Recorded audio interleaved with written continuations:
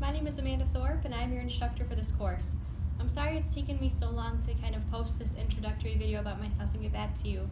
My son is 16 months old and he's currently under the care of Mott Children's Hospital for renal failure, so the last 3 weeks have been kind of a whirlwind for me. Things are starting to settle down a little bit though, and he's back home and we have a kind of a treatment and care plan in place, so you can look forward to me being much more engaged with the class and with your discussion than I have been in the last few weeks, and I do apologize for that. Getting to know me a little bit, I am a teacher here in Portage Public Schools in Portage, Michigan. For 6 years I taught at Portage Community High School, which is the alternative high school here in the district. I loved it very much. At-risk students are my passion, so I really adored being there. I came to Portage Northern a year ago, which is one of the two main or traditional high schools in the district, for the purpose of advising the Portage Northern Light newspaper. Newspaper and journalism in general is kind of another one of my passions. So at the alternative high school, I built a state and nationally award-winning program, and I was State Journalism Teacher of the Year in 2012, and then runner-up National Journalism Teacher of the Year in 2015. So student journalism and exercising those First Amendment rights are something that is very important to me, and I feel very blessed to be leading the Northern Light staff here at Portage Northern.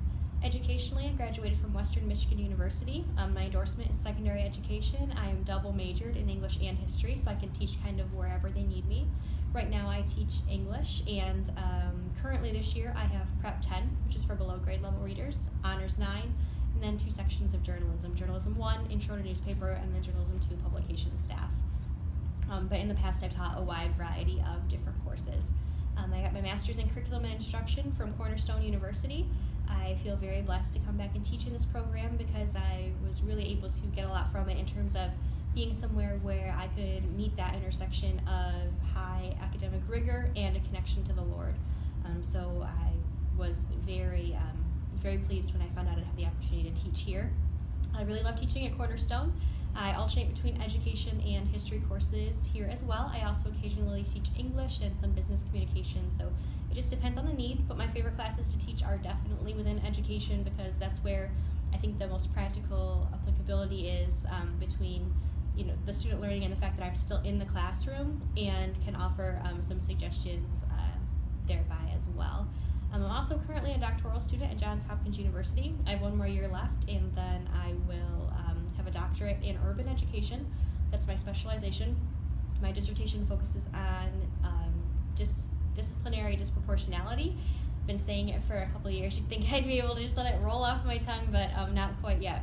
So just the idea that black students are written up for behavioral referrals, suspended, and expelled at between 3 and 7 times the rate of their white peers depending on the state, when their behavior really isn't much worse. So that's kind of my research focus and the topic of my dissertation.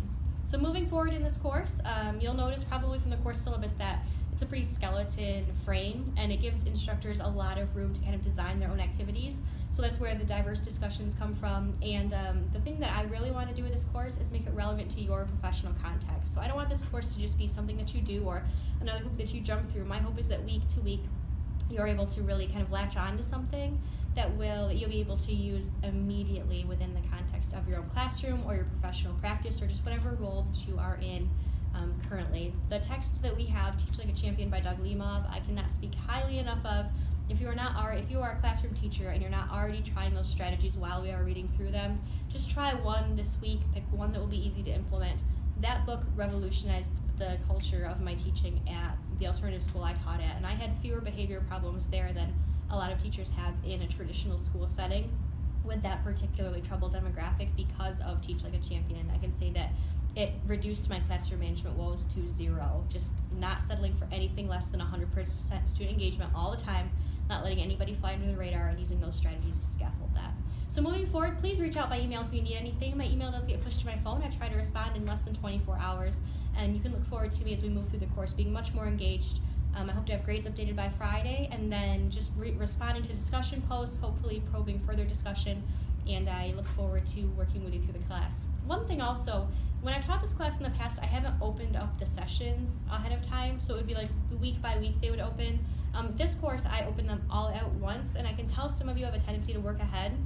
I would I would caution working ahead too much because the assignments build on each other, and if you try to tackle a big end of course assignment before we've got all of that learning done, you're going to miss out on important parts because they really are intended to kind of grow on top of each other. So if you want to start that or be forward thinking to those big assignments, that's fine, but really don't try to get things done now as opposed to later, because you could miss out on some key course concepts that could result in a lower grade. So again, I look forward to working with you all, and thank you for the course.